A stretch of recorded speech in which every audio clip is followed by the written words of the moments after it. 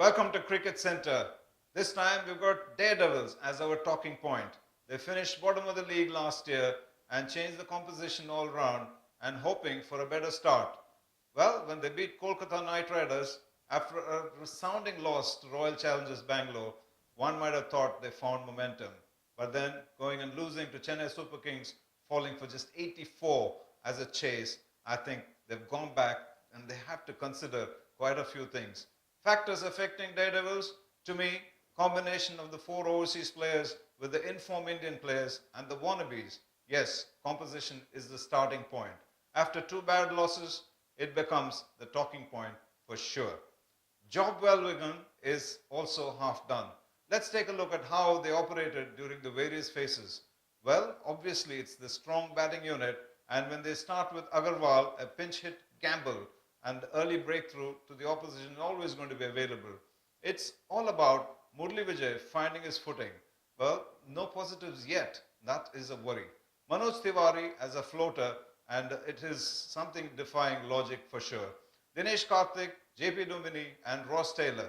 No freedom, and that, most of the time, they're left doing damage control after losing 2 or 3 wickets in the power play overs. Talking about the openers, Vijay and Agarwal. Vijay, a potential opener, but time to perform and time to get his act together, and that is going to be important for Daredevils, because once they've decided Agarwal will be the pinch hitting gamble, giving them 20 or 30 runs, and if that wasn't going to happen, Vijay has to play the anchor role.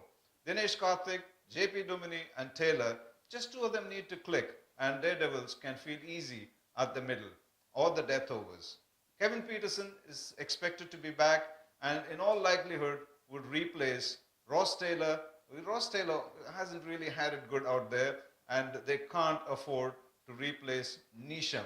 So Nisham is someone in the lower half, hasn't had quite an opportunity to bat, but then the bowling that he will come in handy with, 2 or 3 overs they'll have to utilize. Now Wayne Parnell will definitely have to get in because Coulter-Nile has had an issue and a hamstring that will keep him out at least for a week.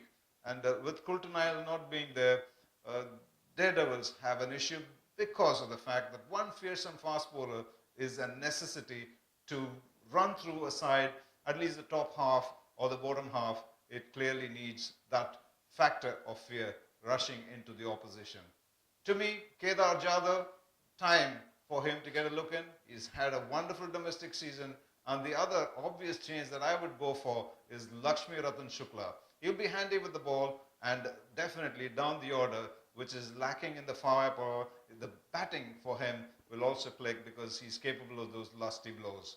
We've had a chat on how the batting should look, but then there's also problem areas when you look at addressing that, the bowling aspect. Now, inducting Coulter-Nile certainly made a change because that fearsome fast bowler picked up important wickets in the game against Kolkata Knight Riders. But with injury hitting him, and that's also going to hit Daredevil's fortunes in the games to come. Wayne Parnell will obviously be inducted, and he may not be that wicket-taking ability in him, but he will do a job which Daredevils look forward to. Shami and Unadkat, these two have paired well, but Shami in the T20 format is absolutely inexperienced. Quality bowler for sure, but then you need a bowler with experience there at the start and the finish. I hope they will find him good enough to do that job for them. Unadkat started well, and the end overs have been an issue. He has to make sure that will be taken care of shortly. Now, in the spin department, the biggest worry for them is the 2 spinners they have. Dumini, sometime you might say, is a part-timer, and Nadeem. Both are not wicket-taking bowlers. In the middle overs, you need spinners who will come and strike, and that will pull back the opposition. And especially when they're 2 set batsmen, breakthroughs are important, and if you can get the spinners to get those wickets for you, it's an absolute bonus. And Nadeem is a quality bowler in the sense that he keeps the runs down.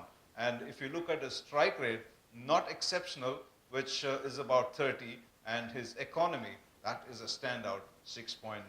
You have to use him well, and if you can build pressure, maybe others around him could come down and pick up wickets. These are essentially problem areas for Daredevils, and they'll have to address them rather quickly. Otherwise, last year to this year, you may not find too many changes. An exceptional team that is with the batting, bowling issues will also stand out. After game one, Delhi Daredevils made a few prudent changes.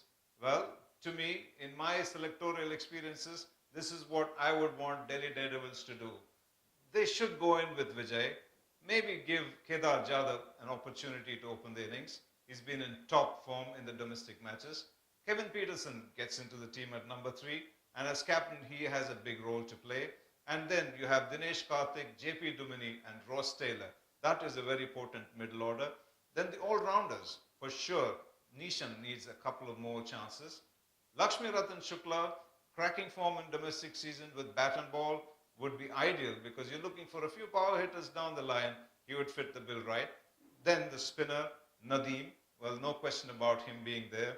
The fast bowlers, Shami and Unadkat, they just pick themselves. This will be a wonderful lineup, and I think for a few matches, they should hold on to that.